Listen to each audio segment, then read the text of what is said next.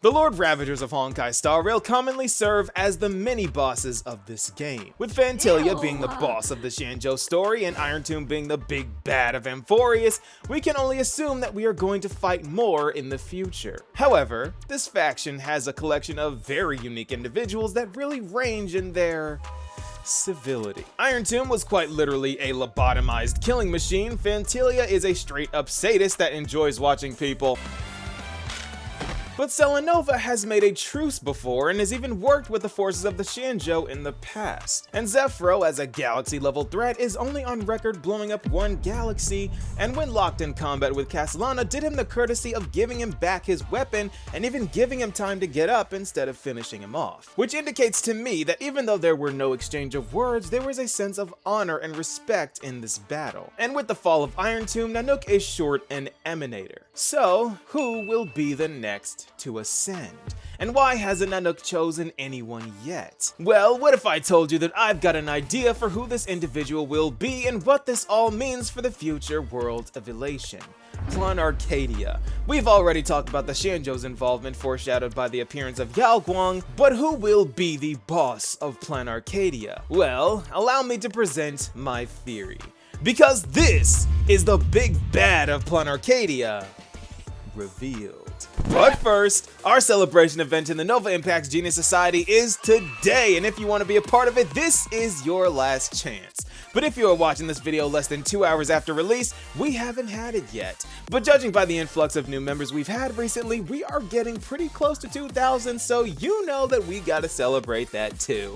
Things are moving quickly in this realm of Elation and erudition, so make sure that you don't miss out. You know the link is in the description, so with that said, on with the video. Okay. So first things first, one of my theories were unfortunately debunked in a way due to Exotale Scene 8 saying that Jingliu would ascend as Nanook's 8th Lord Ravager. The 8th Lord Ravager's ascending wings will sound the prelude to divine war.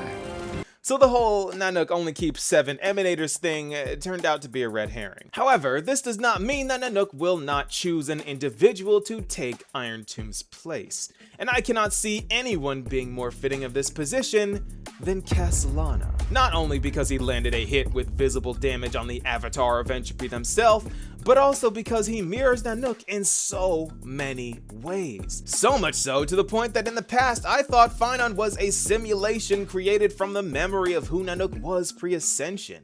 I mean, he's got golden blood, suffered his world being destroyed by multiple different conflicts while being powerless to save it, and the path Lycus based him off of was destruction. Not to mention the various imagery Hoyo uses to link them together, along with Finon being split in half, and I just made a whole video on how Nanook's control over entropy gives them the ability to sustain life and end it at will, bringing an aspect of duality to the Aeon that is already only a top half when all other human Aeons have legs, both of which pointing their fathomless hatred towards what they view as tainted or evil. So needless to say, Nanook straight up staring at Finon for quite a while even after he fell back into Amphorius makes complete sense, even though the relationship between Aeons and Emanators vary drastically from path to path. One thing that is relatively consistent is that Emanators oftentimes mirror their Aeons. In Fuli's case, their Emanators can just become them in the future. Noose's Emanators, especially Herta, is straight up just a human droid head, already made a video about that, and Xipe's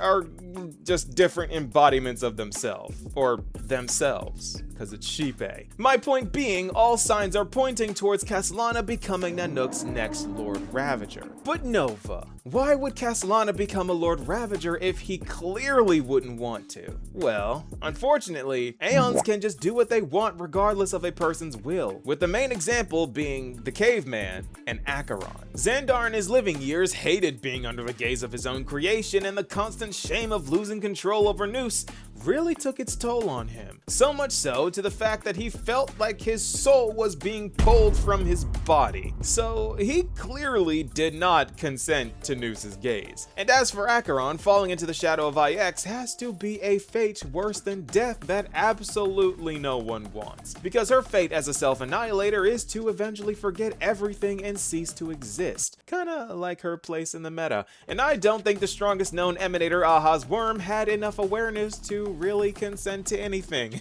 Anyway, Aeons are gods and they do as they please, looking at whatever they want and making whatever they want into emanators. Herta says herself she wanted a Drilla, but New skipped the line. Oh, the world lost an emanator of beauty the moment Noose cut in line and gazed upon me first. And even though Finon wants absolutely nothing to do with Nanook, that's not really his choice to make. And as for what Aeon he will target, because every Lord Ravager has an Aeon in their crosshairs, we know that Emanator Khaslana will ceaselessly look for ways to rematch Nanook, giving us a huge ally in our campaign against the destruction. But alas, if only we had more confirmation.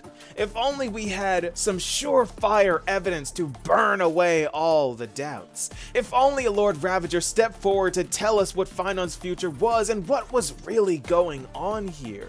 Well, what if I told you that we did? What if I told you that not one, not two, or three, but 4 Lord Ravagers are on record sending their regards to Finon? Fantilia, Selenova, Asat Pramad, and Zephyro all left their messages for Finon. Because remember from the Myriad Celestia, they were all convening to watch Khaslana crash out. And what I can glean from these proverbs is Fantilia was just here for the show, Selenova was wondering if Iron Tomb would eventually succeed, and Asat Pramad recounted Finon's entire existence and then complained about how much he hated laughter for some reason. But it's what Zephyro says that couldn't be more insane. He says, the blazing sun that was never meant to rise now walks the path to elevation granted by the blemished one. Yet he continues to defy his destiny. Meaning that Finon was just a step away from his destiny of becoming a Lord Ravager. I, for the life of me, don't know what else path to elevation could mean but this. But somehow Finon is refusing to ascend or elevate and has yet to achieve emanatorhood. And honestly, leave it to this guy to somehow find a way to deny an Aeon's gaze, but it also could be that, well, he's not real yet. Herta's working on it. So if he doesn't necessarily exist or only exists in memory, the concept of entropy doesn't necessarily apply to him. He's an idea. He's not made of atoms or molecules or particles for entropy to affect, which is insane when you realize that Nanook sent Zephyro to fight him, the dude that uses nihility power, the one power that he can use to fight memories. Oh, it's so good. The detail orientation of this game is so good.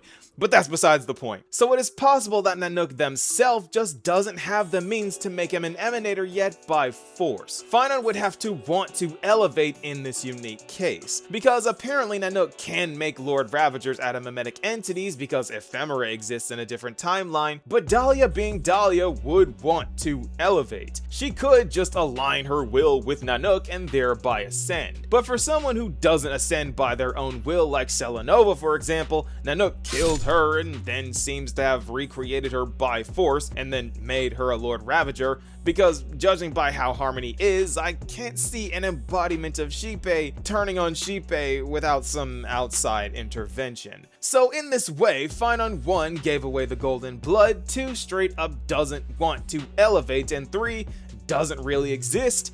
I don't think Nanook can get to him yet, hence why they're waiting. And while we're on the topic of Lord Ravagers, I can't think of a better time to bring this up than now. Because while that's everything we know about the Finon Lord Ravager situation, we still gotta talk about the boss of Planarcadia. And I can't possibly see an enemy more fitting for this world of Elation than Asat Pramad, the Lord Ravager known for targeting the Joy Seeker themselves. Let me explain. You see, Asat Pramad is known as the chess master because he has the patience of Lygus with the attitude of Sparkle. And not the fun, cutesy Sparkle attitude, no, the racist one. You Sigonians are notorious throughout the entire universe. Liars, thieves, social manipulators, wolves in sheep's clothing.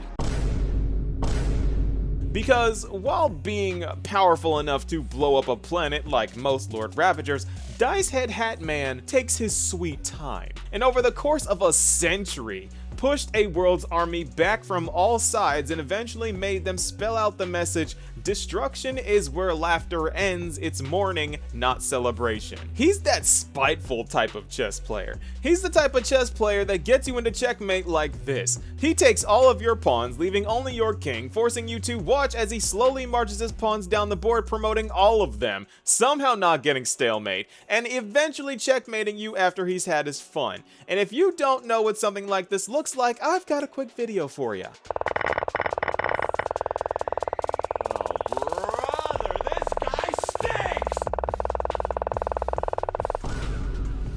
And for those of you who don't play chess, this is a war crime you just watched. He left black only one legal move every turn, and he's moving his knight around to avoid threefold repetition stalemate. What that is if every piece on the board is in the exact same spot 3 times in a chess game, that is an automatic stalemate. But because he keeps moving his knight around the board, he's stopping that from happening. And then he moves his pawn, changing the position entirely. And he's slowly moving his pawn down the board, forcing black to just sit there and move back and forth, making this loss take as long as humanly possible without giving black any chance to even try to stalemate. This is the type of stuff Asat Pramad does. He's not very nice. Oh, and on top of that, this guy carves a giant smiley face into the planet he destroys as a calling card. He hates Elation so much that he spites it by using it as a tombstone for his victims.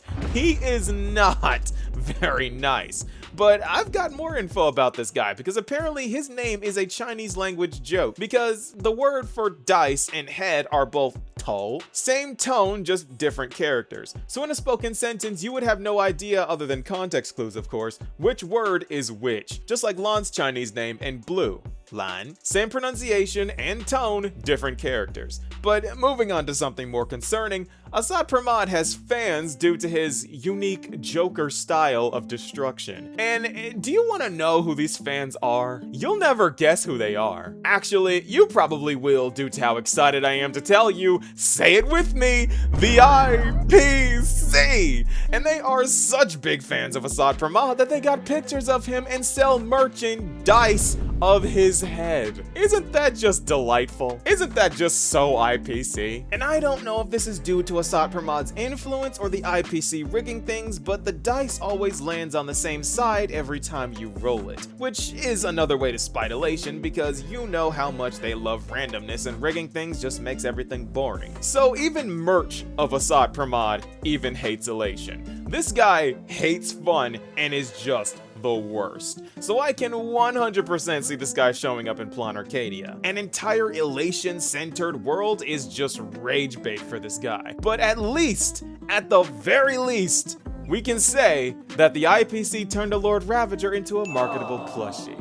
Because this is the big bad of Planarcadia revealed.